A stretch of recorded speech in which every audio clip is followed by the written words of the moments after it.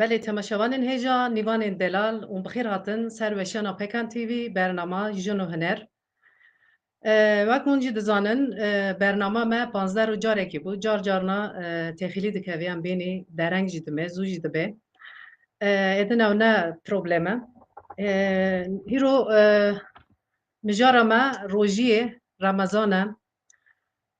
Em ê dixwazin ê li ser we denkinê.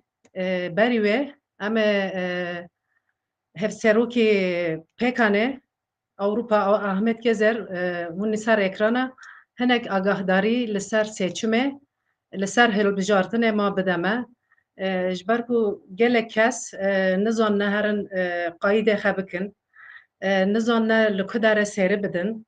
Em Ahmet Gezer hûn li ser ekrana ma hinek agahdari li ser hilbijartinê bide me piştre jî nîvana me Hatice Turhaliyê em ê qalê rojî Remezanê fitra zekat xêr xesenata bi hev re bikinî. Tu bi xêr hatî Ahmet Gezer ser çava hatî. Xêr selamet. Hevîdarim hûn baş in. Spas dikinî, spasım baş in. Ez jî berê her tiştekî rojiyê Remezanê li alemê İslamê û li tevayê însanên ku rojiyê digirin pîroz û bibarek dikim. Bêm rojiyeka kolay û bê problem derbas be. Wek te gotî li pêşiya me çardî Mayîsê da Gulanê de hilbijartinê heye. Hilbijartinê hem ji bo Serokkomarî Tirkiye hem jî ji bo meclîsê. Hilbijartineke pirê mühim e. Hem jî wek îtifaqa demokratîk em piştgiriyê didin Partiya Yeşil û Sol û Yeşil Heşin û Çap Heşin û Çap wek pêkan em piştgiriya wê partiyê didin yanî berdewamiya HDP ye. Ji ber wê me xwast li boî seçmenek li Ewropa dimin em hinek agahdarî bidin. Em ê agahdariyê xwe bi Tirkî bidin. Em ji vir şin de wergerinin Tirkiye. Merhaba değerli konuklar, değerli izleyiciler. Hepinizi Pekan adına selamlıyoruz. Biliyorsunuz önümüzde bir tarihi bir seçim var. 14 Mayıs'ta Cumhurbaşkanlığı seçimi ve genel seçim yapılacaktır. Avrupa'da da komisyonlar kuruluyor. Bununla ilgili biz de Pekan olarak 3. ittifakı destekliyoruz ve onunla beraber çalışıyoruz. Hem bu benim söyleyeceklerim yurt dışında yaşayan seçmenlerle ilgilidir. Biliyorsunuz 2 Nisan'a kadar seçmen kütüğünü yenileme ve yenileme tarihidir. Bundan dolayı eğer yurt dışında yaşıyorsanız, Türkiye Cumhuriyeti vatandaşıysanız bu bilgiler sizin için geçerlidir. Sistemde kayıtlı değilseniz sisteme girip yani E-Devlet üzeri veyahut da YSK merkezine çağrı yaparak sorgulamanızı yapabilirsiniz. E-Devlet sadece E-Devlet üzeri adresinizi değiştirebilirsiniz. Ama bu demek değildir ki seçmen kütüğünüzü değiştirmişsiniz. E-Devlet'ten adresinizi istediğiniz yere alırsınız. Fakat seçmen kütüğünüzü değiştirmek için bizzat konsolosluğa gidip form kaydını doldurup vermeniz ve imzalamanız gerekmektedir. Bu bilgi çok önemlidir. Yani ben E-Devlet üzeri adresimi değiştirdim. Bu yeterli değil. Bu sizin seçmen kaydınızı bulunduğunuz ülkenin konsolosu olarak gösterse de seçmen kaydınız buraya alınmamıştır. Bundan dolayı eğer seçmen kaydınız bulunduğunuz ülkede görünmüyorsa bizzat konsolosa gidip kaydı yaptırmanız gerekiyor. Konsoloslar her gün açık. Randevu almanız gerekmiyor. İstediğiniz zaman gidip konsolosluklardan seçmen kütük kaydını yaptırabilirsiniz. Ayrıca 20 Mart 2 Nisan tarihleri arasında bu adres değişikliği yapabilirsiniz. Ve yurt dışı seçmen sorgulama bölümünden de kontrol edebilirsiniz. Eğer adresinizi değiştirmişseniz tekrar yurt dışı seçmen sorgulamadan seçim adresinizin değişip değişmediğini sorgulayabilirsiniz. Bunu nasıl yapıyorsunuz? Aslında birçok kişi bilir ama tekrarlayayım. TC numaranızı giriyorsunuz. Ondan sonra seri numarasını giriyorsunuz ve altta yazılı olan o şifreyi uyguluyorsunuz. Orada sizin nerede oy kullanacağınız yazılmaktadır. Bu şekliyle de şey yapabilirsiniz, sorgulamayı yapabilirsiniz. Ayrıca YSK Çağrı Merkezi'ni telefon ederek de bilgi alabilirsiniz. YSK Çağrı Merkezi telefonu 0090 444 9975'tir. Buradan da sorgulama yapabilirsiniz. Diğer bir önemli husus da eğer bir ailede 4 kişi seçmen kütüğü yurt dışında kayıtlı değilse bu 4 kişinin birden konsolosluğa gitmesi gerekmemektedir. Bunlardan bir kişi aynı adreste, Danimarka'da örnek diyelim, Danimarka'da yaşıyorsa, aynı adreste yaşıyorlarsa bu anne olabilir, baba olabilir, çocukları olabilir. Çocuklardan bir tanesi bu 4 kişinin kimlik bilgilerini alarak konsolosluğa gidip seçmen kütük kaydını yaptırabilir. Bu da önemli bir bilgidir. Ve tekrarlıyoruz. Bugünden itibaren 3 gün kaldı. 3 gün içerisinde konsoloslara gidersek adres değişikliği, seçmen kütüğü değişikliği yapabiliriz. 2 Nisan'dan sonra maalesef artık adres seçmen kütüğü değiştirme imkanı yoktur. Ancak eğer daha önce müracaat yapmışsanız seçmen kütüğünde isminiz bulunmuyorsa bu konuda itiraz etme hakkınız var. Bunları söyledikten sonra eğer misafirimiz gelmişse bir şey yapalım. Misafirimiz beni aradı, gelmiş sanırım. Problemi çözmüş. Eğer Burada yok, görebiliyorsan. burada yok, gelmemiş daha. Gelmemiş mi daha? Ha, siz şey yapın. Ben tekrarlayayım. Yurt Bak dışında Ahmet'e yaşayan bir video yolladım. Seçimle ilgili onu gösterebiliyorsan onu gösterelim. Arkadaş orada güzel informasyon veriyor. Seçmen kütükleriyle ilgili nerede nasıl şey yapılabilir diye. Eğer onu gösterebilirsek bakayım ben eğer tamam. gösterebilirsem.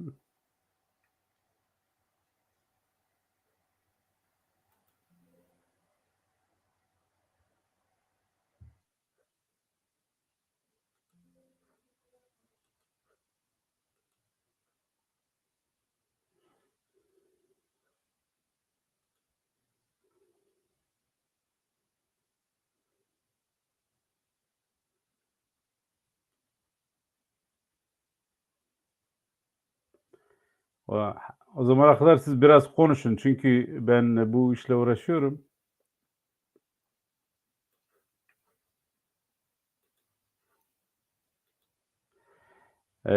Çiğdem isterseniz siz danken kez bir videoyu avuk bikim ji ber ku weşanê ma Havala Hatice dibe em linki tıklıyoruz gelemiyoruz.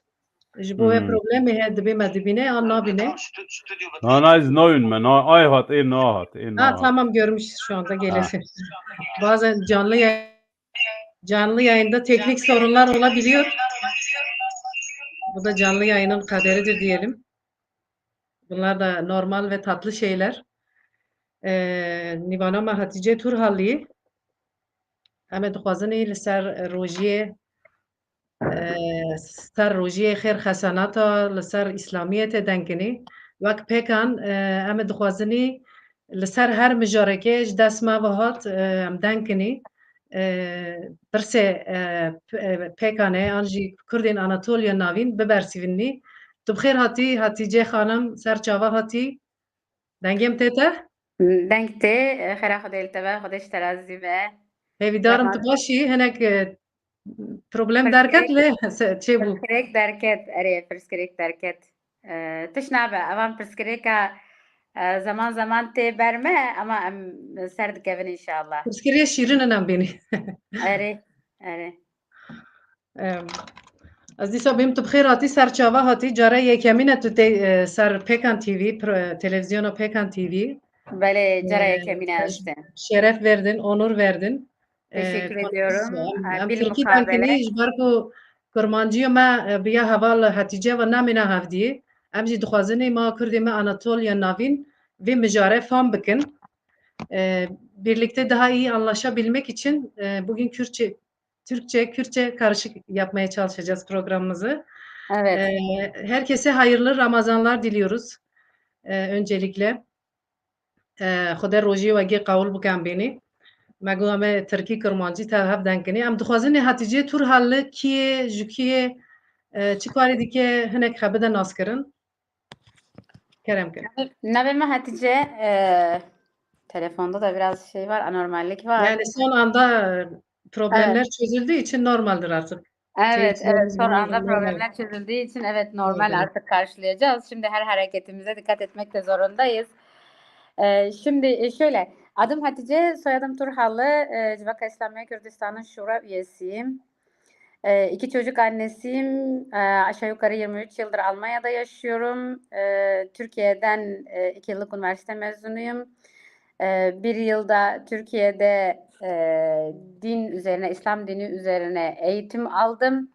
Ve İslam dini üzerinde daha yoğunlaşmak için eğitimimi burada hala da devam ediyorum. Hala da devam ediyorum dememdeki sebep şöyle insanda öğrenim kapıları sürekli açıktır. İnsan sürekli öğrenir ve öğrenmeye açık olmalıdır. Hiç kimse ben her şeyi biliyorum dememeli. Ne kadar çok biliyoruz desek bile çok büyük bir dünyada yaşıyoruz. Ancak belki de dünyada bir hücre büyüklüğü kadar bilgimiz var ya da yok. Onun için öğrenmeye her zaman açık olmalıyız diyorum. Öğrenmenin yaşı ve sınırı yoktur diyelim. Hala da öğrenmeye devam ediyorum. Bizi seyreden arkadaşlara da bunu öneriyorum. Seyreden arkadaşlar demişken şunu da bir arada söyleyelim. Programımızı lütfen paylaşın. YouTube üzerinde de kanalımıza abone olun. Daha çok insanlara sesimizi ulaştırabilelim. Pekan olarak böyle bir programı kadın programında ilk defa Ramazan programında böyle bir program yaptık. Çok değerli ve çok önemli bir konukla birlikte. O yüzden bu arkadaşın önemli bilgilerinin birçok kişiye ulaşılması bizim için çok değerli ve çok önemli.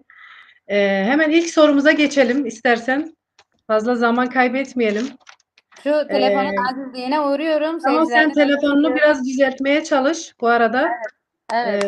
Ya ben düzeltiyorum, sürekli kayıyor nedense. İşte Tamam. önceden ayarlayamadık program. Evet. Öncesi biraz sorunlar çıktı. Evet, önceden O da normaldir artık.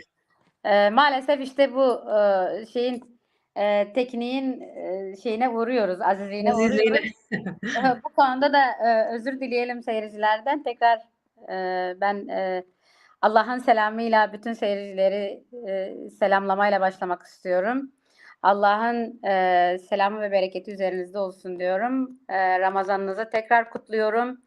Ve bu ayda yapmış olduğunuz ve yapacağınız bütün taat ve ibadetlerinizin kabul olmasını Allah'tan diliyorum. Amin cümlemizi. Ben ilk soruma geçeyim. Evet. Kısaca İslam nedir?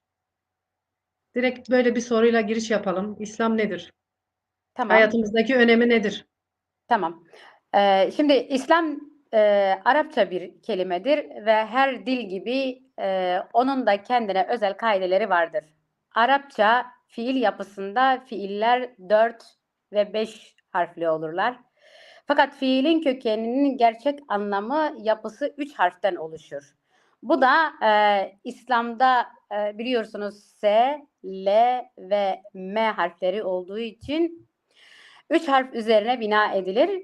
İslam, sin Arapçası, sin, lam ve mim harflerinden türemiş bir isimdir. Bu isim kökeni olan sin, lam, mim harfleri bir araya getirildiğinde silm sözcüğü türer. Silm sözcüğünün karşılığı ise hepimizin çok istediği, çok da güzel bir anlama gelen barıştır. Teslim, İslam, Müslim bunların hepsi silm fiilinin türevleridirler. Maide suresinde 3. ayette وَرَادِتُ لَكُمُ الْاِسْلَامَ dina der. Ben Yani Arapçasını okuyorum. Hemen Türkçesini de söyleyeceğim. Sizin dininizin ismini İslam olarak yani barış olarak ben koydum Allah der. ne kadar değerli bir anlamı varmış. Evet. Yani Türkçesini de ben tekrar edeceğim. Tekrardan söyleyeyim. Buyurun. Sizin dininizin ismini İslam yani barış olarak ben koydum. Dolayısıyla İslam dinini Allah belirlemiştir. Bunu da buradan anlamış oluyoruz. Özellikle kendine Müslümanım diyen bizler dahi bu isim ve kavram üzerinde yeterince durmadığımız gibi bu ismin anlamını bile bilmemekteyiz. Hı hı. Bunun tabii ki nedenleri vardır. Civaka İslamiye Kürdistan olarak yani bizim üyesi olduğumuz kurumun ismi, bu arada seyircilerimiz de öğrenmiş oluyor bizim kurumumuzun ismi Civaka İslamiye Civaka Kürdistan. İslamiye Kurdistan. Reji Türkçesi- dukani beni visile beni. Civaka İslamiye Kurdistan Anjicik. Türkçesi de Kürt İslam Topluluğu. Türkçesi Kürt İslam Toplumu. Civaka Evet. İslamiye Kürdistan olarak tekrar başa geçiyorum. Civaka İslamiye Kürdistan olarak bu kavramın bu kadar muğlaklaştırılmasının birincil nedeni İslam'ın iktidara ve iktidarlara bulaştırılması olarak görmekteyiz. Çünkü iktidarlar ve muktedirler tahakkümlerini bu toplumu çatıştırmak üzerine elde ederler.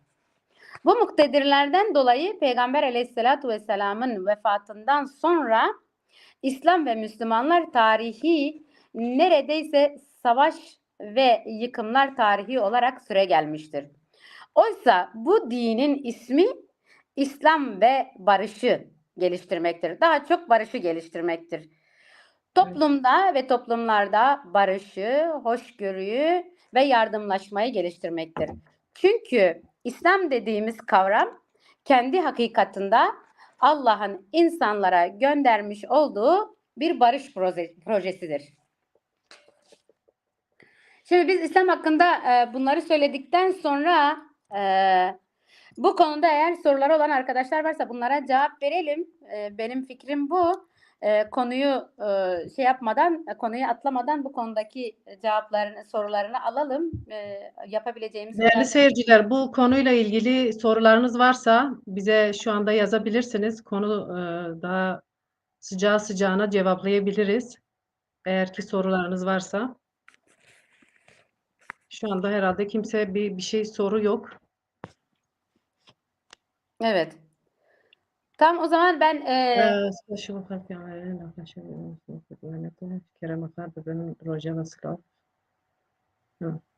şimdi benim bu soruyu okuyabilmem için gözlük almam lazım. Gözlük biraz uzağımda. Çiğdem arkadaş sen okursan soruyu.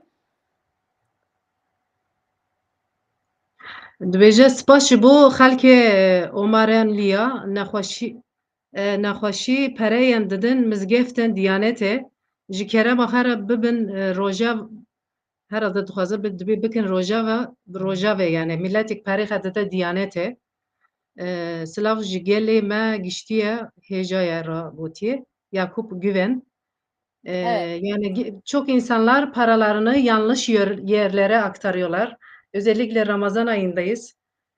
Biz hayır hasanata haz dikin yani beni Kürt. Ama Evet. nereye vereceğimizi gerçekten yanlış yerlere kanalize ediyoruz paralarımızı. Din kisvesi altında bir sürü para toplayan camilerdir, Diyanet vakıflardır.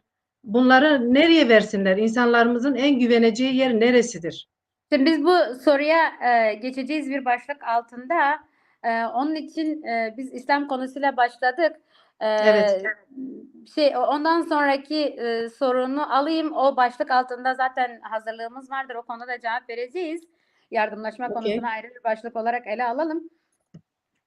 Şimdi biz bana göre biz İslam nedir diye küçük bir açıklama yaptıktan sonra biz bir de İslam'ın ölçülerini anlatmamız gerek diye düşünüyorum.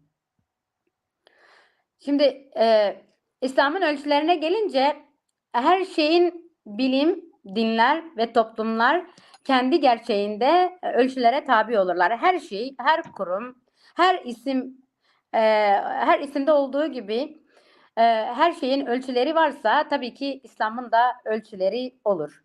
Ölçüsüz hiçbir şey yoktur. Yani ölçüsüz bir şey düşünecek olursak bile ölçüsüzlük başıboşluktur. Yani Kürtçesi, Kurmancısı berdi berdanlıktır. Yani her şeyin ölçüsü olur diye şöyle bir başlangıç yaptıktan sonra ölçüsüzlük dediğimiz gibi kaos oluşturur. Ölçüsüzlük anarşizm oluşturur. Onun için İslam'ın ölçülerine geçmeden önce ölçü ile ölçüsüzlük arasındaki farkı söylemek istedim seyircilere.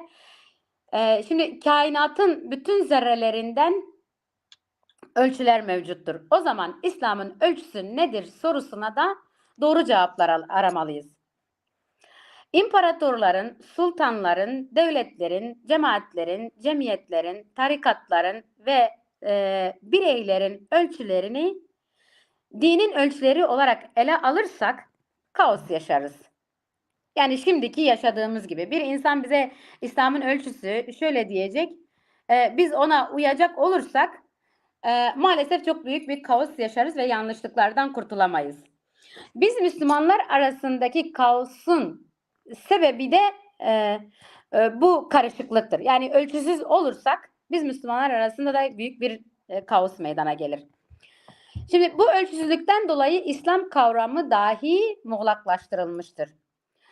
Kur'an'ın belirttiğine göre İslam'ın tek ölçüsü kutsal olan kitabımız Kur'an-ı Kerim'dir. Kur'an'ın vurulduğu mihenk terazisi ise akıldır. Hani sizin de bildiğiniz gibi seyircilerimiz de bilir. Biz Kürt halkının içerisinde yaygın bir sözcük vardır. Böyle gençlerimiz büyüdüğü zaman akli balik deriz. Hani aklı artık ermeye başladı mı? Bizim söylediklerimizi anlayabilecek şekle geldi mi? Yani onun için İslam'ın da ölçüsü kutsal olan kitabımız olmak üzere onun da vurulduğu mihenk terazisi akıldır. Delilimiz şudur. Maide suresinin 3. ayetinde El-yevme ekmeltu lekum dinikum ve etmemtu aleykum ni'metu der. Bunun da tekrar Türkçe anlamını söyleyecek olursak dininizi eksik bir biçimde tamamladım. Yani gönderdiğim Kur'an dininizin tamamıdır. Türkçe karşılığı bu ayetin budur. Dediğimiz gibi önceden belirttiğimiz gibi İslam'a inanan insanların da ölçüsü Kur'an olmalıdır. Müslüman birey Kur'ani ölçüler dahilinde dindarlaşır ya da dinden uzaklaşır. Yani Kur'an'a uyum sağladığı zaman dine yakınlaşır, Kur'an-ı Kerim'in ölçülerinden uzaklaştığı zaman da dinden uzaklaşır. Ölçülerden birincisi Allah'a ortak koşmayacaksın. Yani Allah'a şirk koşmayacaksın. Sağlıksız ve haram yiyeceklerden yemeyeceksin. Bunlar Kur'an'ın ölçüleridir. Yani biz yaşayan insanlara gönderdiği ölçülerdir. Ne dedik? Sağlıksız ve haram yiyeceklerden yemeyeceksiniz. Bunları çok daha fazla maddeleştirebilecek durumdayız. Ancak zamanımızı fazla daraltmamak için birkaç tanesinden söz edeceğiz. Mesela çok önemli ölçülerinden birkaç tanesini seyircilerimize belirtmek isterim. Yalan konuşmayacaksınız der Kur'an. İftira etmeyeceksiniz der Kur'an.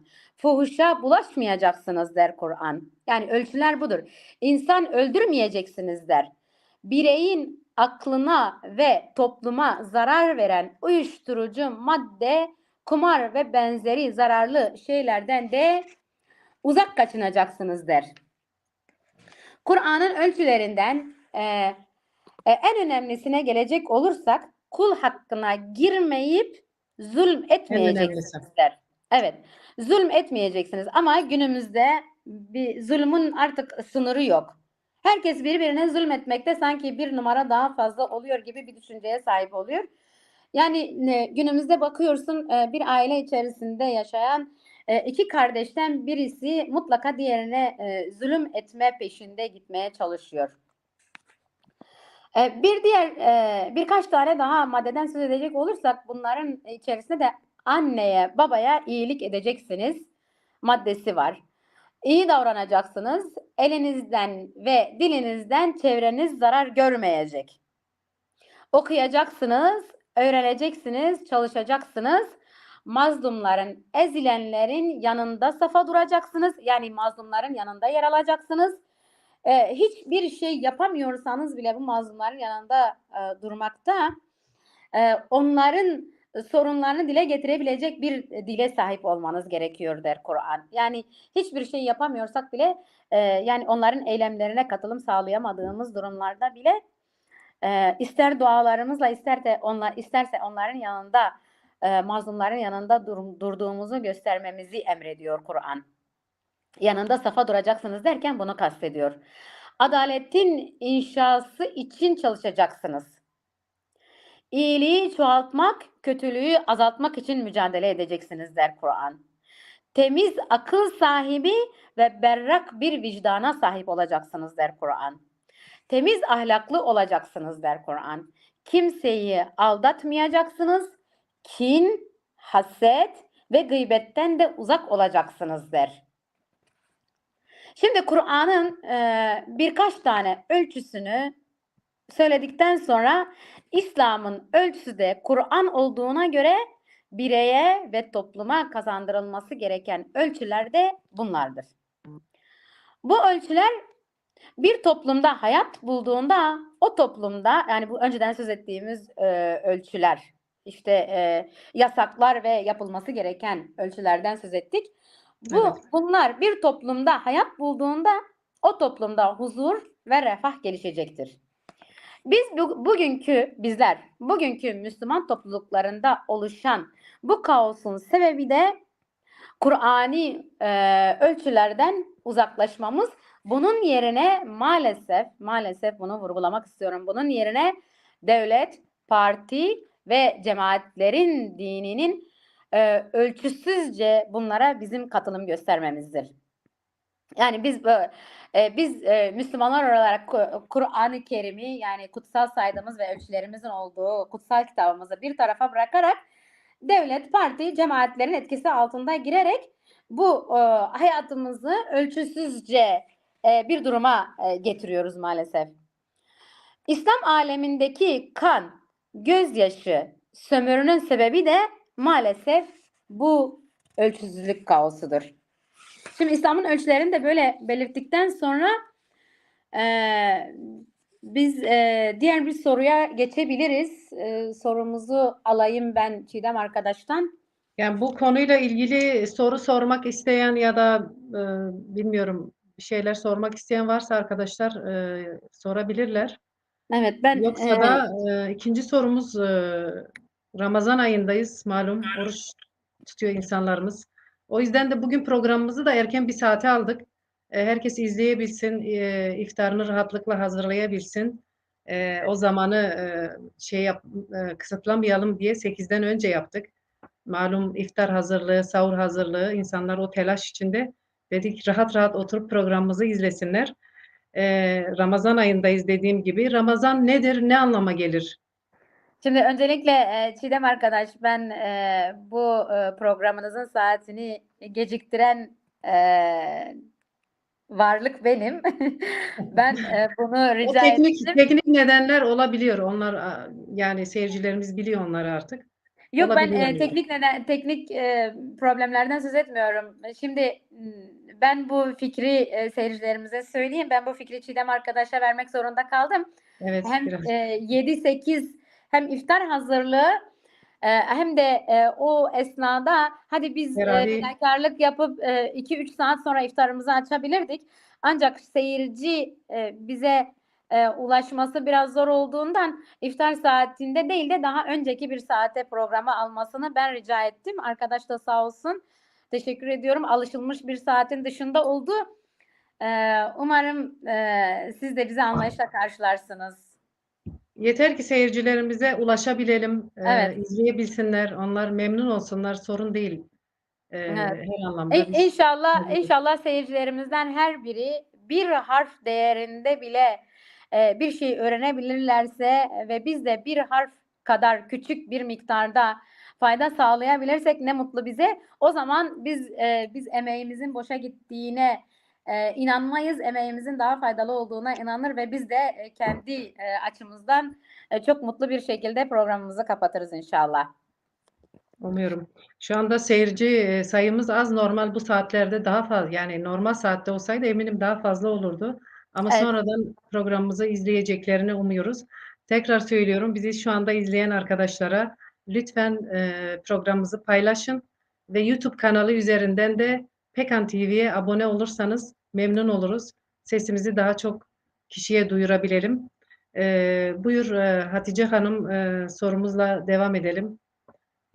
Şimdi sorumuz şuydu, Ramazan nedir? Nedir? Ve Evet. ölçüleri de İslam'ın ölçülerini söylediğimiz gibi Ramazan'ın da ölçülerini burada ekleyerek sorunuza cevap olmaya çalışacağım. Ramazan, Arapların kullandığı takvime göre yılın 12. ayından bir ayın ismidir. Bazı kesimler Ramazan der, bazı kesimler Ramadan der. Ramazan'ın Müslümanlar arasında bu kadar biliniyor olması, meşhur olması, bu ayda kutsal olması, bu ayda Peygamber Aleyhisselatü Vesselam'a gelen ilk vahyin indirilmesidir. İlk vahiy seyircilerimiz de bilir, Kur'an-ı Kerim'le biraz ilişkisi olan veya Kur'an-ı Kerim'i okuyan arkadaşlarımız da bilirler. İkra'dır ilk vahiy. Oku emridir. Hira Dağı'nda, Nur Dağı'nda, Hira mağarasında Peygamber Aleyhisselatü Vesselam'a gelmiştir. Bunu da bilgi olarak verdikten sonra şöyle devam edelim. Bu ayda ne dedik? Bu ayda Peygamber Aleyhisselatü Vesselam'a gelen ilk vahinin indirilmesidir.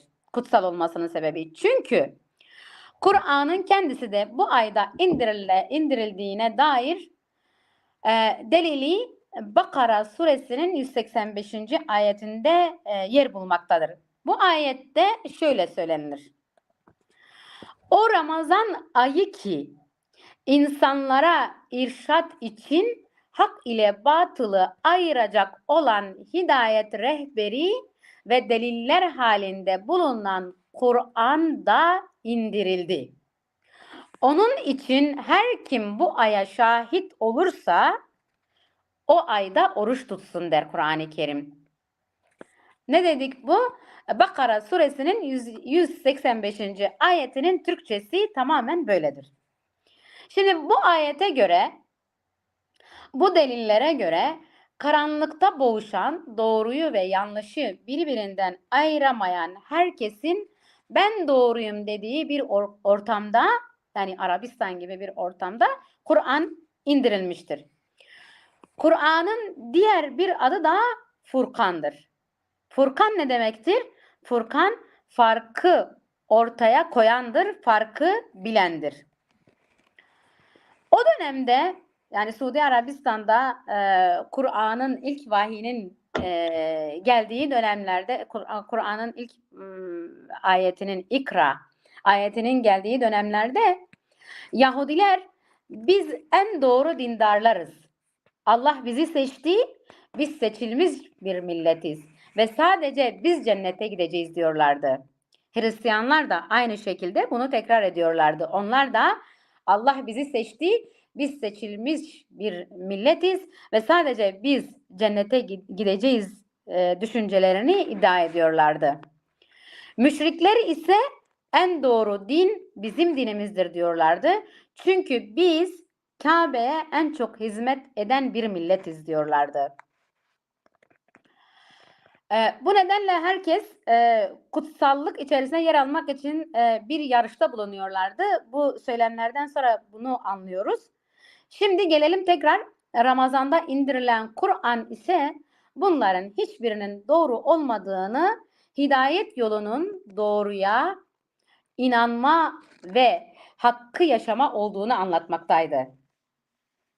Şimdi biz Ramazan'ın ne olduğunu söyledikten sonra azıcık da şöyle bir şeylerine gelelim. Ölçülerine gelelim.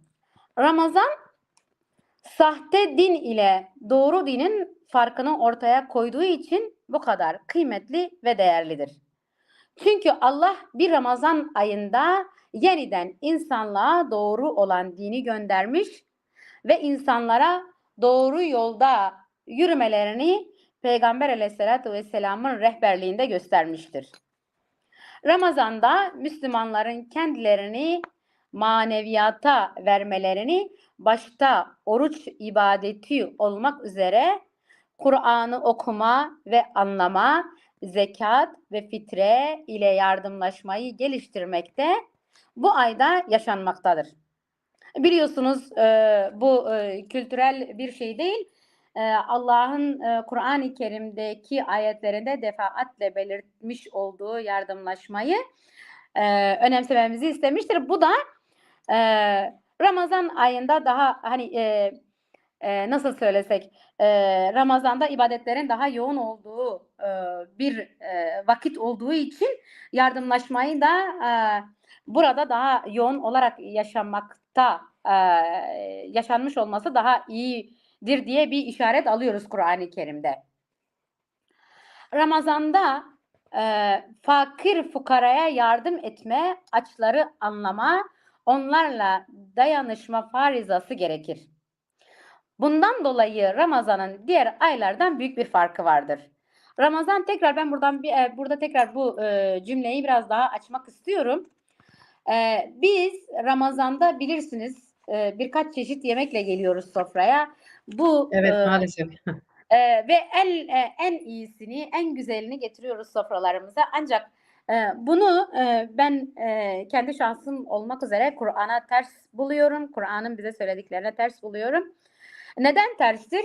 Biz eğer orucu açların ve yoksulların ne durumda olduğunu yaşamak, canlı olarak yaşamaksa amacımız, bizim bu kadar çok çeşitli yemeklere oturmamamız gerekiyor.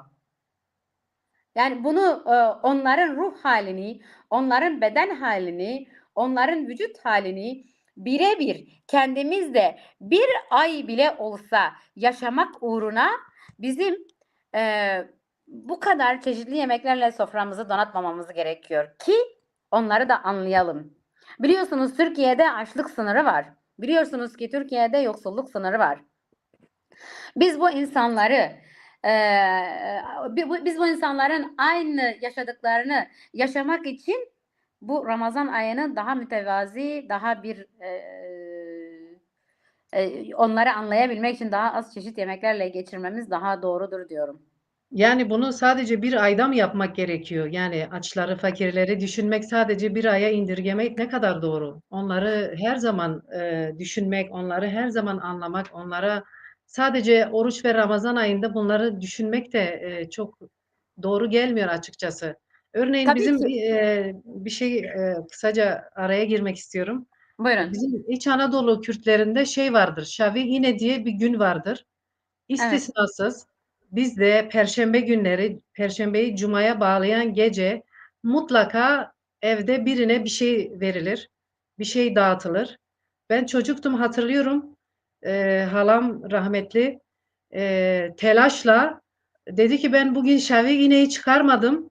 Böyle bir heyecanla, bir stresle, bir şeyle koşup hemen kapının önündeki köpeğe bir ekmek ufalayıp, yani en azından bir canlıya bir şey vermek. O gün onu çıkararak vicdanen, yani zaten vicdandır bunun başka bir adı. O köpeğe mesela o gün doyurmuştu. Ben hatırlıyorum, annem Eteğime patates, soğan koyup birilerine hep gönderirdi. Yani rahmetli oldu ikisi de. Nur içinde yatsınlar. Allah rahmet eylesin. Her Mekanları zaman bu cennet şavi olsun. yine çıkarılırdı. Yani sadece bir şey değil, yani bir Ramazan ayında hatırlanmıyordu fakir fukara. Her perşembe bu istisnasız bizde yapılırdı. Şu anda daha az yapılıyor ya da yapılmıyor. Ne kadar yapılıyor bilmiyorum. Ama ben hatırlıyorum, çocukluğumuzda bu yapılıyordu. Keşke o gelenek hani bu şeyler olmadan da sırf bir ay içinde fakir fukarayı değil de her zaman düşünebileceğimiz bir gün olsaydı diyorum.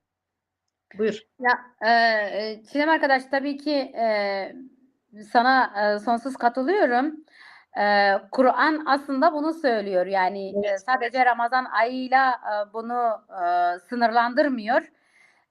Bizim Müslüman insanlar olarak her zaman bu yardımlaşmayı yapmamız gerekiyor. Fakat yani özellikle Ramazan ayında ibadetlerin daha çok yoğun olduğu bir ay olduğu için hani Kur'an okumadır, namaz kılmadır, namaz sayısını arttırmaktır, rekat sayısını arttırmaktır, iftardan sonra teravih namazını kılmaktır. Bu türlü ibadetler daha çok yoğunlaştığı için insanların daha hassaslaştığı, daha kalplerinin yumuşak olduğu bir aya denk geldiği için yardımlaşmayı da dikkatinizi çekiyorsa fitre konusunda Ramazan ayını ölçü alıyorlar.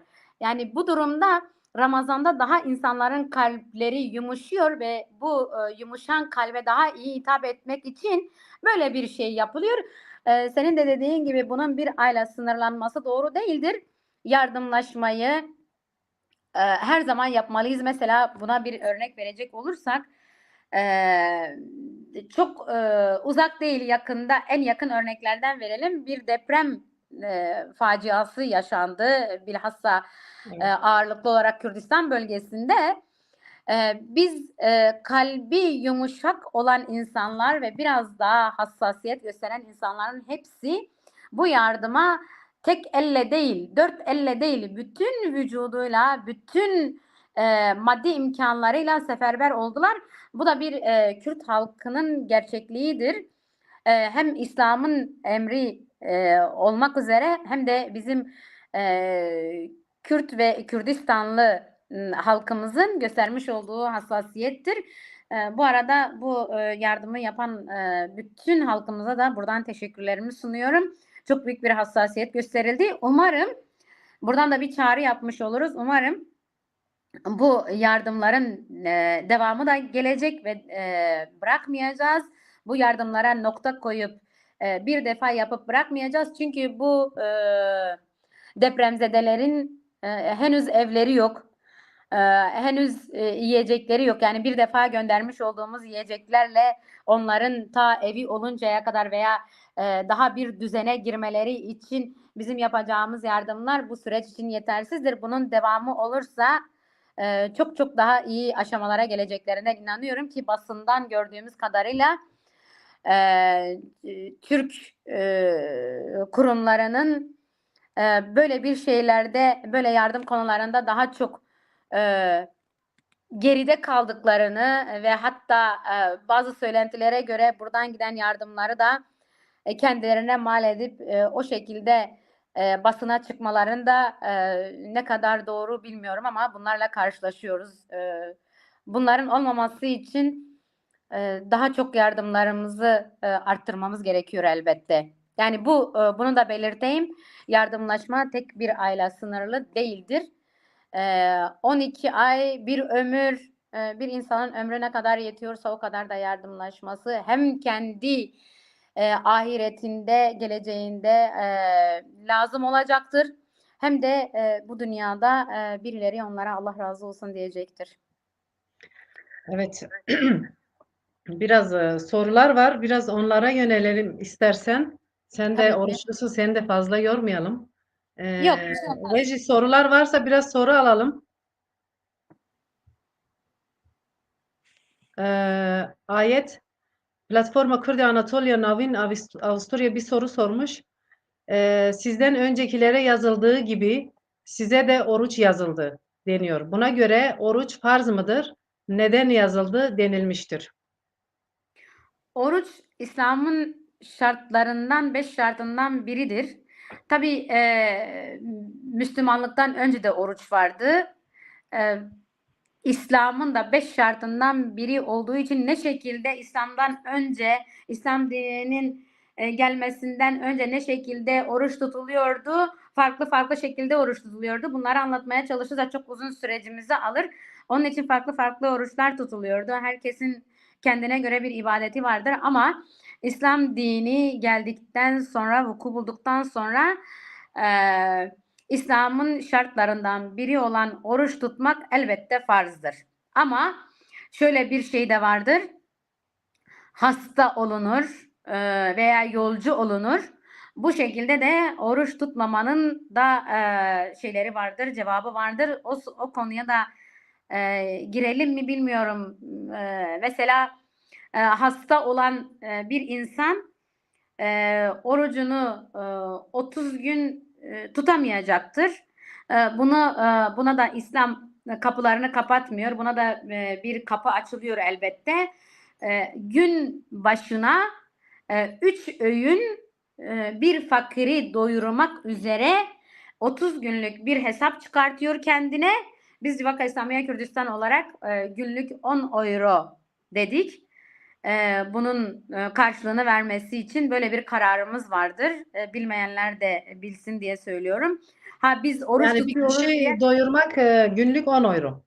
günlük 10 euro karşılığında yardımlarımızı yapıp orucumuzun teminatını bu şekilde karşılayabiliyoruz.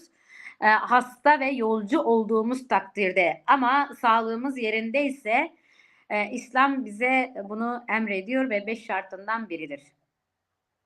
Biraz önce arkadaş dedi eşim şeker hastası olduğu halde oruç tutuyor. Bu ne kadar doğru yani? Allah katında bu ne kadar kabul edilir? Şimdi biz Civaka İslamiye Kürdistan olarak şunu söylüyoruz. İnsan sağlığı açısından doktorun söylediğini biz ölçü alıyoruz. Eğer Evet. bu arkadaşımızın, bu kardeşimizin eşi şekerden dolayı oruç tutunca veya şeker değil de başka envai çeşit hastalıklardan dolayı oruç tuttuğu halde onun bünyesi zarar görecekse ve daha çok ileride oruç tuttuğu için daha çok zararlar görecek ise oruç tutmaması en doğrusudur ve bunun tazminatını, bunun karşılığını ödeyerekten o orucun farizasını üzerinden kaldırabilir. Bir örnekle bunu vermek istiyorum. Diyelim ki bir kadın yeni doğum yapmış. Ramazan'dan işte birkaç gün öncesine denk gelen bir doğum yapıyor. Bu insanın oruç tutması mümkün değil. Hem kendi çocuğu sağlığı açısından hem de kendisinin sağlığı açısından oruç tutmak kesinlikle doğru değil. Bu taze bir haliyle. Zaten lohusa dönemindedir. Lohusa dönemi de 40 güne denk gelmektedir. Tabii bunun sonrası da vardır. Bir kere 6 ay kesinlikle çocuğunu emzirmelidir. Çocuğunu mağdur duruma bırakmamak için de oruç tutması uygun değildir. Diyelim ki bu orucu seneye kadar, yani bir dahaki senenin Ramazan akşamına kadar, yani Ramazan'dan bir gün öncesine kadar hani biz borçluyuz deriz ya, Allah'a Evet. borcumuzu, orucumuzu sonradan kaza edip tutamayacak bir durumda isek ve bir anne tutamaz diye düşünüyorum. Çünkü bir yıl içerisinde o çocuğun bakıma ihtiyacı var. Kendisi bazı rizikolardan eğer ameliyat geçirmişse o gibi vücudundaki eksiklikleri tamamlamak için bir sene içerisinde oruç tutması sağlığına zarar verebilir düşüncesiyle oruç tutmaması daha uygundur. Fakat eğer orucunu bir dahaki Ramazan'ın geldiği güne kadar tutamamış ise Ramazan gelmeden bu orucunun hakkını ödemesi gerekiyor. Veyahut da kazalarını tutması gerekiyor. Böyle bir durum söz konusu İslam'da. Bunu da bilgi olarak vermiş olayım. Sonra eğer başka bir soru varsa soruya geçelim. Biraz şey okuyalım, mesaj okuyalım. Zerrin Başaran yazmış. İsveç'te kalıyorum. Halen her perşembe şavi iğneyi veririm demiş. Ne güzel, ne güzel bunu hala sürdürüyor olabilmek. Çok güzel. Bunun bizim kültürümüzde de çok büyük bir yeri var. Evet. Ben annemden örnek vereyim. babam kısa bir süre önce vefat etti. Başın sağ olsun. Onu onu teşekkür ediyorum. Bütün ölülerinizin Allah yerini cennet etsin. Yani bizim kültürümüzde de büyük bir yeri var. Mesela annem 65 yaşlarında bir kadın. Şöyle söyleyeyim. Biz onu yanımıza çağırdığımız zaman ben babanın cumasını çıkartmam gerekiyor, gelemem diye bize karşılık veriyor. Yani bu hala günümüzde evet devam etmekte güzel bir alışkanlıktır. Umarım bizim çoluk çocuğumuza, torunlarımıza kadar bu gelenekler sonsuza İnşallah kadar sürer bu gider. güzel şeylerin yardımlaşma Evet. geleneklerimizin sürdürmesi çok çok değerli ve çok önemli. Evet, yani Yakup insanlar Güven için büyük bir ölçüdür bunlar, güzel ölçülerdir. kesinlikle. Küçük anlamda bir yardımlaşmadır ama güzeldir. Evet. Yakup Güven, değerli halkım yardımlarınızı CİK yani Kürdistan İslam Hareketi'ne Yaji Civaka İslamiye Kürdistan hareketine verin demiş. Diğer camiler ırkçılık yapıyorlar. Den Hak'ta Şeyh Said camisine sahiplenelim. Değerli Hafız Ahmet Turhalı CİK başkanıdır demiş. Seyda'ya da selamlarımızı yolluyoruz buradan. Teşekkür ediyorum. İleteceğim Merhaba. selamlarınızı.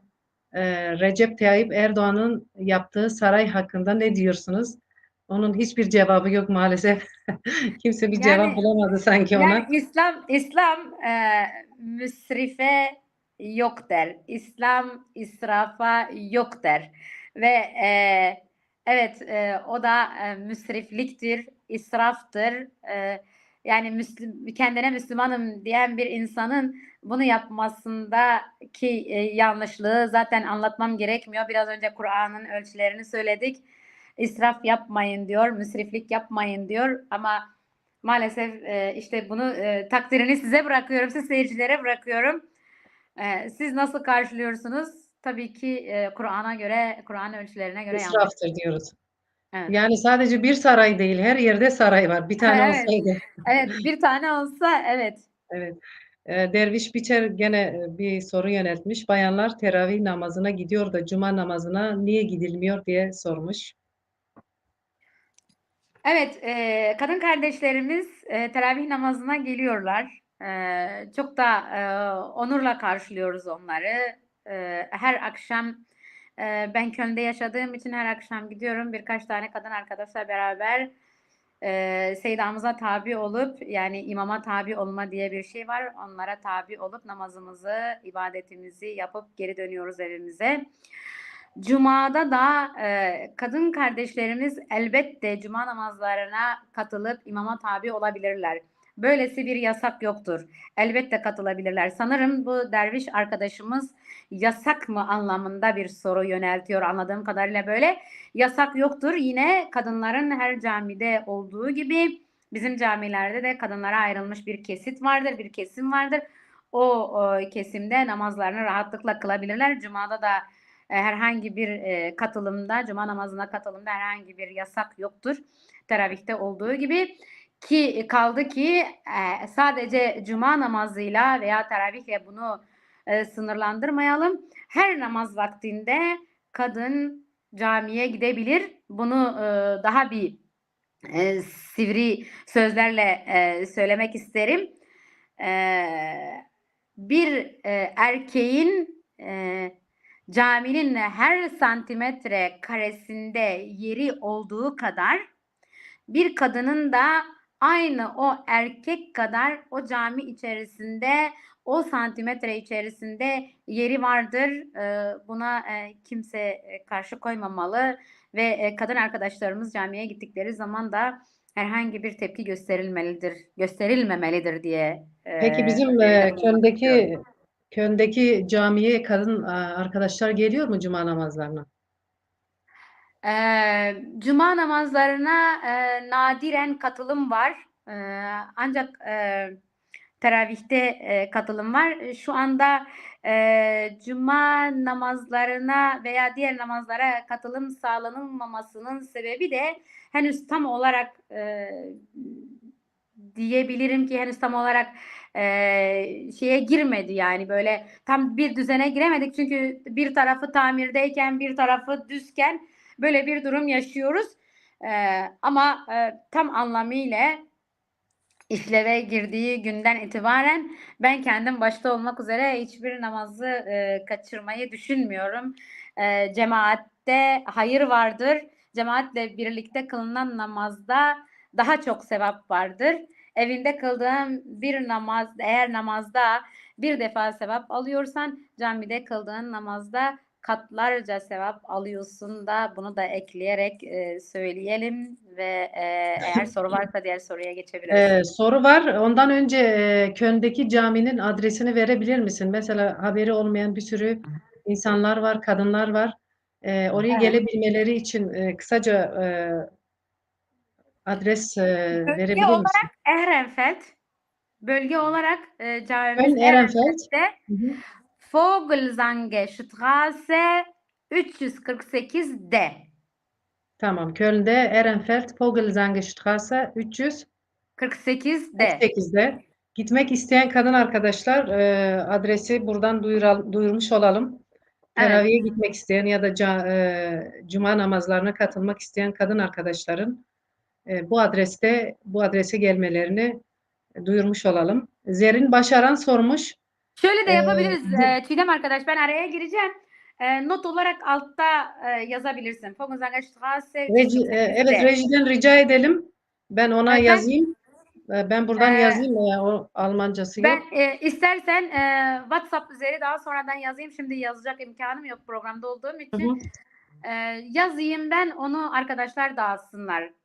Yani burada yayınlasınlar ki Köln'de oturan arkadaşlarımız bilhassa burada Vogelzange Straße 364'tü değil mi? Ehrenfeld. 348 Pardon.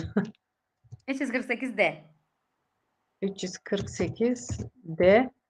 Çünkü mutlaka bize soracaklar program sonrası. Evet. Şimdi bana Ramazan konusunda ben Bir soru vardı. Ne sormuşlardı? Zerrin Başaran dindar ve herhalde dindar ve dincinin farkını anlatın demiş. Rica etmişler. dindar, şöyle kısaca bu soruya gireyim. Dindar, Kur'an'ın ölçülerini demin konuştuk. O ölçülere uyan, ibadetini yapan insana denir. Dinci de dini kullanıp menfaatleri doğrultusunda yola giren insanların adıdır. Yani şimdi bir şeyin yanına hani domatesci diyoruz, ekmekçi diyoruz. Ekmeği satandır. Domatesi satandır, değil mi? Evet. Burada da C eki geldiği zaman, dinin de yanına C eki geldiği zaman dinci ve dini satan oluyor. Sanırım çok iyi cevap alınmıştır. Umarım Zerrin arkadaş cevabı almıştır. Evet. Ama Başka bir sorumuz var mı Reji? Ya da mesaj var mı? Perihan Yoğurtçu, selam sevgilerimizi yolluyoruz. teşekkür Kadınlar ediyorum. hem vakit hem de cuma namazına gidebilirler. İslami hiçbir yasağı yoktur. Yasaklar koyan eril anlayıştır. Hatice Doğrudur. arkadaşımla aynı fikirdeyim demiş. Teşekkür Sevgilerimizi ediyorum. yolluyoruz Perihan arkadaşa da. Teşekkür ediyorum. Bu arada ben Ramazan konusunda şimdi bizi izleyen izleyicilerin içerisinde mutlaka anneler vardır. Mutlaka babalar vardır. Yoksa da sonradan programımızı izleyeceklerdir muhakkak. O yüzden mesajlar. Şimdi ben bir şey, nacizane bir şeyi belirtmeden geçmek istemiyorum. Yani bu konuda, Ramazan konusunda, oruç konusunda konuştuğumuz zaman bu konuyu mutlaka dile getirmeyi istiyorum. Şimdi bizim çocuklarımız, hani 7 yaşından sonra ibadet farz olunuyor ya. 7 yaşından sonra aslında ibadeti öğretmek farz oluyor. İbadetin farz olması akli bâlig dediğimiz, yani erişkin, yani insan olabilme yaşına gelmiş bir çocuğa ibadet farz olur. Bu da akli bâligdir ölçüsü. Yani akli bâlig derken 18 yaşına denk gelen bir yaştır. Burada ibadet farz oluyor. Ama 7 yaşından sonra öğretmek de anne babaya farzdır. İşte namaz böyledir, oruç böyledir. Diğer konularda, yani her konuda çocuklarımıza eğitim vermek bizim anne ve baba olarak görevimizdir. Fakat benim burada söylemek istediğim daha çok Düşünün ki çocuğumuz 18-19 yaşında veya 20, yani yaşı önemli değil ama bizim evimizde yaşayan çocuklarımız, yani Hı henüz hı. evliliğe adım atmamış olan çocuklarımız oruç tutuyor. Biz anneler veya babalar olarak ne diyoruz bunlara? Neden boşuna oruç tutuyorsun diyoruz. Böyle şeyler geliyor bize ve bizler de birebir bunları yaşadık. Biz çocukken annelerimiz, babalarımız biz oruç tuttuğumuz zaman bize derlerdi ki neden boşu boşuna ağzını bağlamış aç bırakıyorsun kendini. Namaz Evet. kılmıyorsun, senin orucunu Allah kabul etmez. Burada anne babaların yanlışlarını söylemek istiyorum, burada belirtmek istiyorum. Hı Eğer hı. bir çocuk oruç tutuyorsa bırakın orucunu tutsun. Namazsız da tutuyorsa sadece onu ikna etmek amaçlı çocuğum bak orucunu tutuyorsun, ibadetini tamamlamak üzere namazını da yanında kılabilirsin. Daha sevabın artar. Ama şunu anne babalara özellikle vurgulayarak söylemek istiyorum ki orucun ibadeti ayrıdır, yeri ayrıdır, namazın ayrıdır, zekatın ayrıdır, haccın ayrıdır. Ha böyle söylemelerini istemem anne babaların bu şekilde söyledikleri zaman bu sefer çocukları soğutup onları oruç tutmaya bile engelleyebilecek hale geliyorlar. Bu sebepten bunu belirtmek istedim. Çocuklarımızı anne babalar olarak ikna etmek, şirin ve tatlı sözlerle ibadete getirmek en doğru yoldur. Bunu da Ramazan dolayısıyla eklemek istedim. Teşekkürler. Başka sorularımız, İslam'da ibadet ve yaşam ilişkisi nasıldır, nasıl olmalıdır? Şimdi ona geçmeden önce biz başka bir konuyu ele alsak ya da yardımlaşmayı sona mı bıraksak? Ben yardımlaşma konusunu Onu sıraya sona koymuştum. bırakalım. Onu fitre, Tamam. zekat, hayır Tamam. hasenat em oral davi gale bikini. En önemli Tamam. konu. Şöyle yapalım o zaman. Sorumuzu tekrar alalım. Soruyu tekrar alalım. İslam'da ibadet ve yaşam ilişkisi nasıldır, nasıl olmalıdır? Şimdi İslam'da ibadet ve yaşam ilişkisi nasıldır? Bütün dinlerde ibadetler mevcuttur bildiğiniz gibi. Yani çeşitlidir ama her dinde ibadet vardır. Hristiyanlarda da vardır, Musevilerde de vardır. Her dinde vardır. Bunlara ritüel olarak nusuk da deniliyor. Nusuk da ibadet anlamına gelmektedir. İbadet İslam'a göre yaratıcıya teşekkürdür. Ve ibadetlerin gayesi vardır. O gayeye yönelik yapılmayan ibadetler de adet halini alır. Yani bu böyle adet olmuştu, ben bunu yaptım. Böyle kültürel olmuştu, bunu yaptım. Bu sefer de bu hale gelir. Adet nasıl açıklanır? Yani adet dediğimiz şey ya alışkanlıktır ya da çevre baskısıdır. Çevre der ki bunu yap, şunu yap, budur. Ve de ya da işte alışkanlık olur. Sen ibadet ettiğin farkında değilsin ama alışkanlık yapmışsın. Varsayalım ki tesbih çekiyorsun. Alışkanlık olmuş. Şöyle şöyle parmaklarıyla tesbih çekiyor olursun. Yani alışkanlık haline gelir. Peki bu durumda ne yapmamız gerek? Örneğin namazı ele alalım. Kur'an'daki sözcük namazın karşılığı salattır. Yani dua anlamındadır. Ama üç şekilde kullanılmıştır. Akimisselah bir fiil emri olarak kullanılır. Bundan anlaşılıyor ki önceden belirttiğimiz gibi müşriklerde de ve bütün dinlerde de namaz varmış. Daha önceden de belirttik ya, daha başka dinlerde de namaz vardı ve hatta İslam karşıtı olan ve İslam'a düşmanlık yapan, İslam'ın gündeme gelmemesi için büyük bir çalışma gösteren müşriklerde de namaz ibadeti vardı. Fakat bu namaz adete dönüştürülmüştü. Yani içeriği boşaltılmış, içeriği öldürülmüş. Ondan dolayı Kur'an-ı Kerim öldürülen namazın tekrardan kendi gerçeğiyle buluşmasını ve amaca yönelik gerçekleşmesini bizden istemektedir. Kur'an ne diyor? Kur'an diyor artık adet değil, alışkanlık değil, artık bir farzdır. Bunu bize söylüyor. Tekrardan bizden bunu istiyor Kur'an.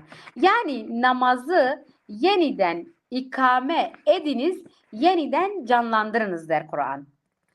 Peki canlı namaz hangisidir? Bu soruya da bir ayetle cevap vermek isterim.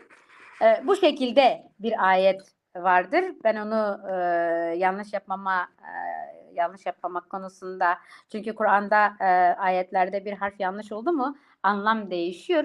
Onu şimdi kafamda tasarlıyorum, onu söyleyeceğim. İnne selate tenha anil fahşai vel munker. Diriltilen ve kendi gerçeğine uygun namaz insanı fahşadan, yani zulümden, kötü gönüllülükten, vicdansızlıktan ve açgözlülükten, başkasının namusuna ve malına göz dikmekten ve yine başkasına haksızlık yapmaktan alıkoyar. Yani İslam dedik ya, İslam'ın ibadet ve yaşam ilişkisi nasıldır? Yaşamda böyle kendini buluyor. Şimdi münker de dedik. Münker ise hakikati inkar etmekten, yaratıcının emeğini görmezden gelmekten, yaratıcıyı inkar etmekten, yaratıcının yarattıklarını inkar etmekten ve nankörlükten alıkoyar. Kur'an'ın bizden istediği namaz biçimi bu şekildedir. Kur'an'ın bize anlattığı başka bir namaz biçimi de vardır. Örneğin Maun suresindeki namaz. Maun suresindeki namaz, yani Maun suresi şöyle başlar. Dini yalanlayanı gördün mü? İşte o öksüzü iter kalkar, yoksulu doyurmaya ön ayak olmaz. Vay o namazı kılanların haline der. Kıldıkları namazın değerine aldırış etmezler. Onlar gösteriş yaparlar, insanlarla yardımlaşmayı da engellerler. Maun suresi 1. ve 7. ayetinde bu benim Türkçe açıklamasını söylediğim şeyler mevcuttur. Bu küçük sure, yani 7 ayetlik küçük sure, İslam'daki ibadetlerin özünü ve hedefini anlatır. Dini yalanlayanların sahte namaz kılanlar olduğunu bize gösterir. Dini yalanlayanların namaz kılıp, oruç tutup, hacca gitseler dahi yetime el uzatmadıklarında, muhtaçlarla yardımlaşmayı dolaylı ya da dolaysız engellediklerinde Kur'an dinini yalanladıklarını bize açıkça göstermektedirler. Kılınan namaz, tutulan oruç, yapılan hac ziyareti, kişiye zulmetmekten ve haksızlık yapmaktan alıkoymuyorsa, yardımlaşmayı ve paylaşmayı alıkoymuyorsa ve bunları beraberinde getirmiyorsa bu ibadet değildir, adettir. Adet haline gelmiştir ve alışkanlık haline gelmiştir. Bu artık ibadet haline geçmiştir. Evet. Programımızın sonuna da yavaş yavaş yaklaşıyoruz. Sorular da var. Yani bir Evet. saat bize yetmedi. Yetmeyecek sanırım. Yok, biz İnşallah uzatabiliriz. Sorun değil. bir başka program daha inşallah birlikte yaparız. Örneğin birinin yerine hacca gitmek, biri için çeşme yapmak, ne bileyim bir sürü böyle toplumumuzda yer etmiş insanların artık vicdan rahatlatmak mı diyeyim, bir şekilde birilerinin yerine ibadet yapmaya çalışması ne kadar doğru? Örneğin görüyoruz televizyonlarda, Afrika'da gitmiş işte Hayru bilmem ne, tam Arapçasını bilmiyorum, bir çeşme yapmış. Ben bir daha alabilir miyim sorunu? Telefon geliyordu da. Tamam. Bir daha. Birinin yerine hacca gitmek ya da biri için bir yerde çeşme yapmak, bunlar ne kadar doğru, ne kadar yapılması gerekli mi yani? bu ibadetleri ya da bu hayırları birisi için biri adına yapmak, biri adına hacca gitmek onun yerine geçmiş oluyor mu? Ya da soruyu tam düzenleyemedim Şöyle, sanırım. Birinin şöyle yerine ben hacca gitmek. anladım soruyu. Ben o Hı hac hı. konusuna bir açıklama getirdikten sonra yardımlaşma konusuna geçeyim. Bu arada programımızı da uzattık bayağı. Ona göre kısa Mahsuru ve var öz mı cevap. acaba o zamanın? Yani size eğer şey yapıyorsa kısa kesebiliriz. Eğer değilse devam edelim.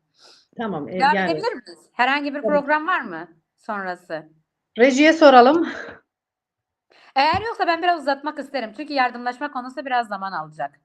Evet, yardımlaşma çok önemli. Evet. Şimdi ben senin, Çiğdem arkadaş, senin söylemiş olduğun, soruya ilk önce cevap vereyim. Tabii ki, sakat insanlarımız vardır. Tabii ki, annesi babası vefat etmiş insanlarımız vardır. Telefon geldi sanırım. Şöyle söyleyeyim, telefon geliyor bu arada. Ben, Evet. ikide bir telefona da Anlıyorum. yöneliyorum. Seyda'nın telefonundan maalesef bu programı, şey yaptık, açmayı başarabildik. Seyda'nın da yoğun olduğunu hepimiz Yoğun. biliyoruz. Telefonları susmuyor ve ben uçak moduna aldığım halde WhatsApp aramaları, ona engel olamıyoruz, o geliyor. Onu da her zaman kapatmayı tercih ediyorum. Yani kapatınca da tabii bizim programa biraz zarar veriyor. Şimdi hac konusundaki sorunuza ben cevap vereyim. Çocuklar nasıl ki anne babalar çocuklarından sorumlu ise çocuklar da anne babalarından sorumludur. Çocukların anne babaların yerine ibadet etmeleri tabii ki onlara ulaşacaktır. En doğrusu çocuklarının onların yerine hac yapması olayıdır. Yoksa işte yani diğerlerini çok biz Civaka İslamiye Kürdistan olarak çok uygun bulmuyoruz çocukları anne babaların yerine birbirlerinden sorumluluklarından dolayı bu farizaları gerçekleştirebilirler. Ama diyelim ki namaz yani Ya ölmüş onun yerine mesela o hacca gitmek yerine babası için ya da annesi için onu mesela bir öğrenci okutulsa ya da bir okula yardım edilse o da aynı sevaba geçmez mi? yani her sevabın yeri ayrıdır. Eğer çocuklar anne babaların yerine hacca gitmek istiyorlarsa da bunlara da yani söylenilmez. Bunun yerine bunu yap veya bunun yerine bunu yap. Çünkü onların bu sefer gönülleri rahat olmaz. Onların da gönüllerin rahat olması için bu şeylerde yani çok böyle baskıcı durmamak lazım. Yani bu olmaz, bu olur diye bir sınırlandırma getirilmesi yanlıştır diye düşünüyorum. Yani Okey. onların işleri, kalpleri nasıl rahat edecekse o şekilde ibadetlerini devam ettirsinler. O zaman biz fitre, zekat, Yardımlaşma yardımlaşma konusuna. bu Evet, ayda en önemli insanların vermek isteyip de nereye vereceğini tam bilemediği, özellikle hiç nereye bağlı olduğunu bilmediğimiz bir sürü camiler var. Onlara bir sürü paralar aktarılıyor. Nereye gittiğini bilinmiyor. Belki evet. de biz Türklere tank, tüfek olarak geri dönüyor. O yüzden en doğru şekilde paramızı nereye aktaralım? Fitre zekatımızı nereye verelim? Bunun Evet. için en doğru adres neresidir? Şimdi buna başlamadan önce ben İslam'da yardımlaşmanın önemini birkaç cümleyle anlattıktan sonra Hı hı. zaten onu anlattığım zaman izleyicilerimiz nereye yardım verebileceği konusunda kendilerini bir gözden geçirirler, kalplerini dinlerler, vicdanlarını dinlerler. Artık ona göre kendileri de yardım edilecek yerleri bilebilirler diye düşünüyorum. Öncelikle İslam'da yardımlaşmanın önemi o konuda konuşalım. İslam öncelikle bir yardımlaşma dinidir. Maide suresinde Müslüman şahısların neyi ve nasıl yardımlaşacaklarını anlatırken onlar iyilik ve güzellik üzerine yardımlaşırlar.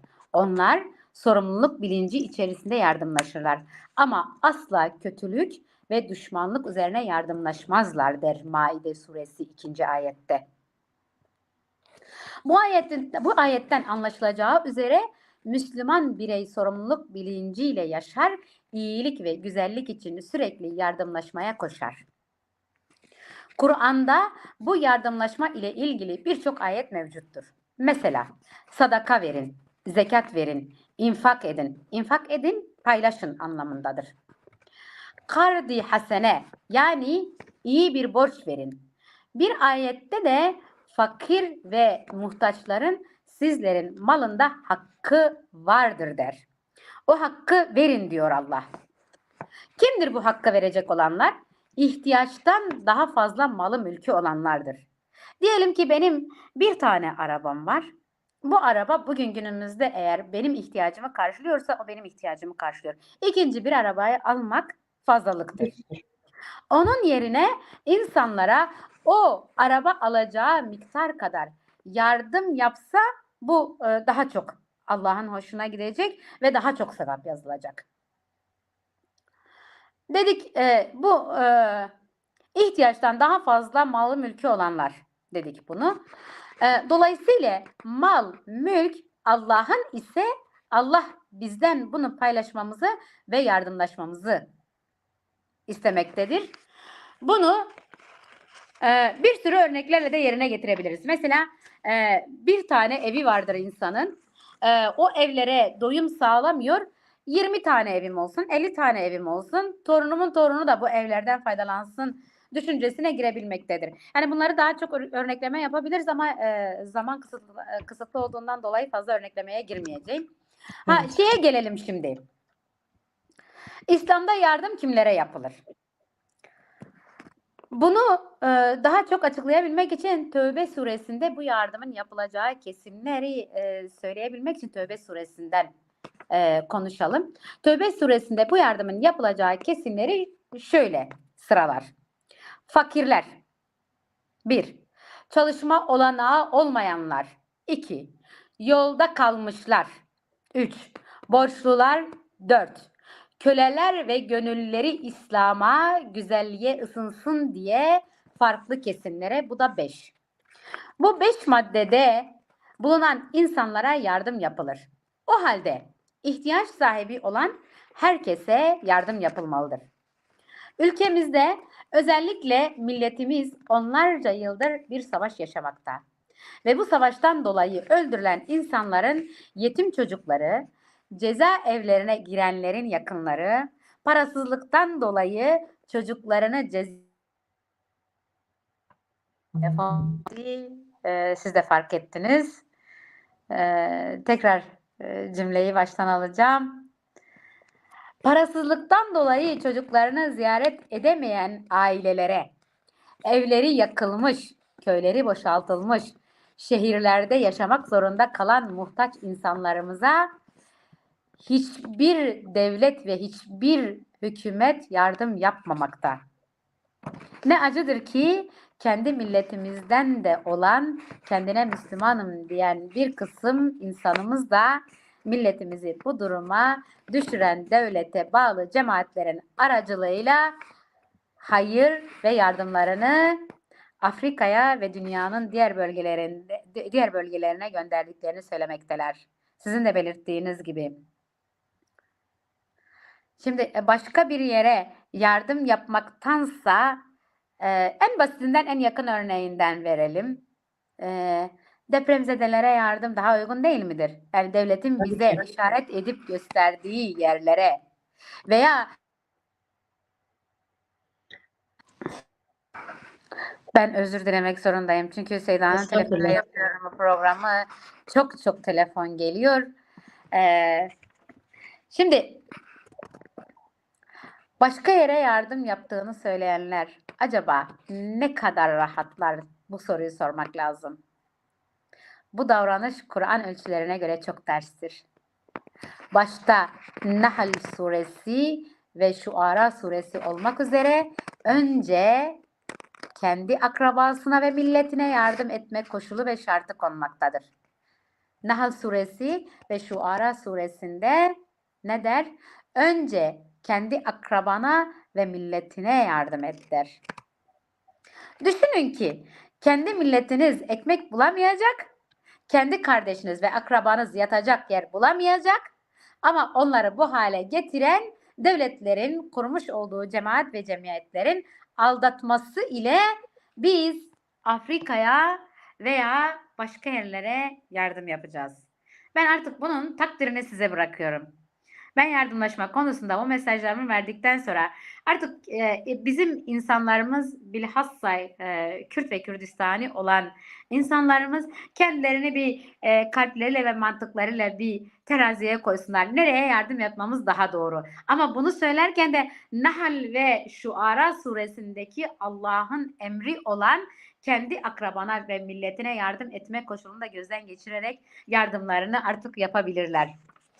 Evet. Yani öncelikle tanıdığın, bildiğin ve yakın Evet. da ihtiyacı olduğunu bildiğin halde başkalarına yardım etmenin doğru olmadığını bu vesileyle öğrenmiş olduk. Kur'an da bize bunu Öncelikle söylüyor. yakınındaki tanıdığın, akraban ve bildiğin insanlara göndermek, yardım etmek en doğrusu. Yani bu ayda da fitre zekatlarımızı şu anda zaten birçoğumuz depremzedelere yolluyoruz. Evet. Bu vesileyle tekrarlamış olalım. Fitre zekatlarımızı en kısa zaman önce yaşadığımız deprem dolayısıyla insanlarımıza yollayalım. Onlara ulaştırmaya çalışalım. Yavaş yavaş programımızın sonuna geldik. Ben bu arada bir Bir şey saati hatırlatmak geçtik. istiyorum. Bizim insanlarımız genelde kendi başına yardımlarını yapmayı tercih ediyorlar. Ama şöyle bir yöntem deneseler, bir kuruma yardımlarını kendi vekillikleriyle teslim ettikleri zaman Örneğin insanlara Ayvasor var bizim Kürtlerin bağlı Heyva olduğu. Sor var, bizim Civaka İslamiye Kürdistan var. Şimdi düşünün ki ben size bir yardım yapıyorum ve siz yardıma muhtaçsınız.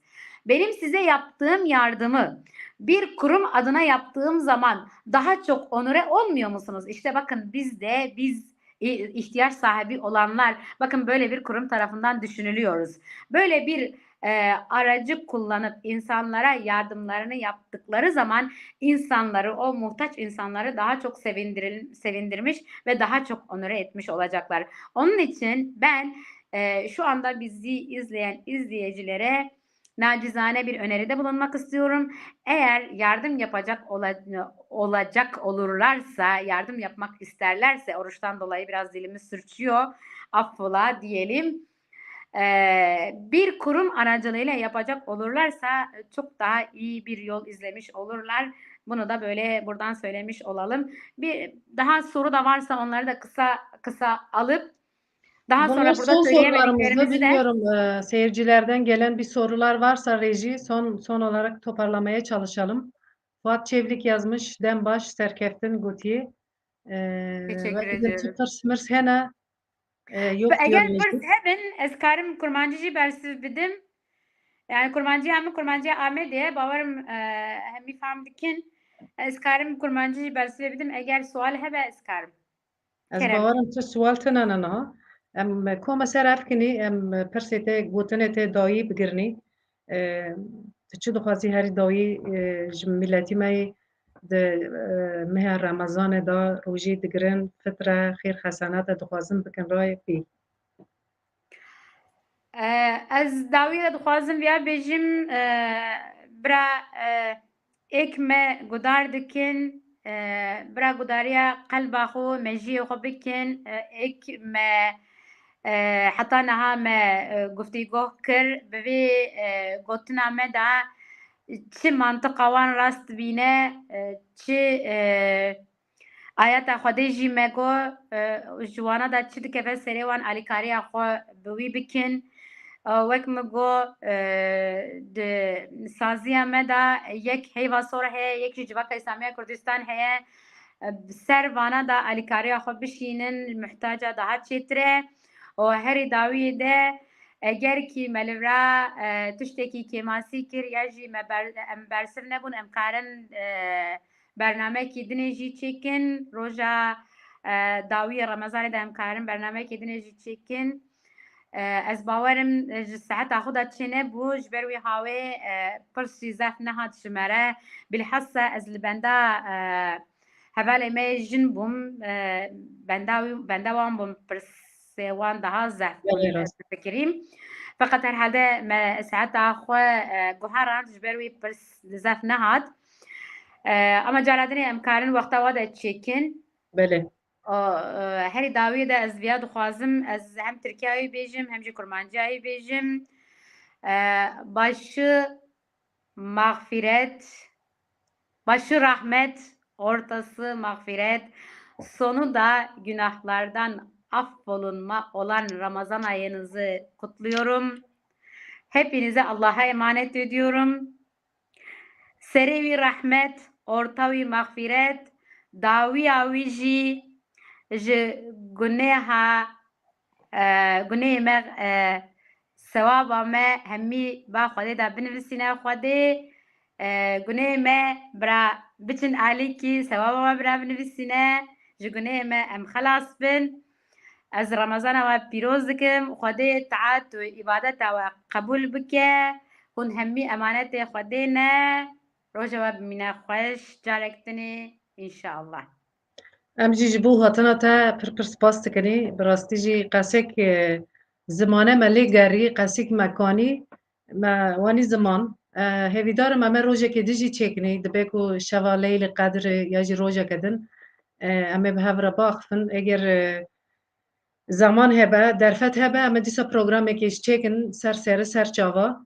Dîsa pir pir spas dikinî ji bo hatina te. Ez Kerem spas dixwazim dikim ew fikrekî jî ez bidim hevala xwe em karin piştî fitarê jî wexta fitar dikeve tengasiyê em karin piştî fitarê jî çêkin ew saetê hûn bellî bikin ez amade me. gelek spas ji bo hatina te ji bo soza te jî Spas. em bînî em ê rojekê înşallah dîsa bi hev re vê rojê çêkinî. İnşallah biizni Dîsa Xwedê. dibênê Remezana we giyo bi xêr be. Em yavaş yavaş em programa xwe jî bigirî. Em dibênê roj yani gelek dera da em dibîzin dibê orucu nebozar. Orucu yalan söylemek bozar. Orucu iftira atmak bozar. Orucu başkasının hakkını yemek bozar. Orucu bu tür şeyler daha çok bozar diyorum. Çünkü oruç ayı başkasını anlama ayıdır. Başkasının yerine empati yapma ayıdır. Bunları yapamıyorsan oruç tutmanın da bir anlamı yok diyorum. Yani yok orucu sakız bozar mı ya da bir damla su boğazıma kaçtı orucu bozar mı gibi komik şeylerle insanları aldatarak, kandırarak yıllarca böyle şeylerle uyutarak insanları kandırdılar. Orucu 11 ay yiyip içip gezip bir ay tutup insanları anlamaya çalışmak da bozar. Bozar da bozar diyelim. Hatta bernameye gidin. Biminin dixêr xweşiyê da ji bo temaşewanan hêja jî em gelek spas dikinî ve em hîro bi tenê nîştinê. Hûn her hebin. Gelek spas ji bo mesajên wê xweş jî. Heta bernameyekê din bimînin dixêr xweşiyê da bi xatirê we.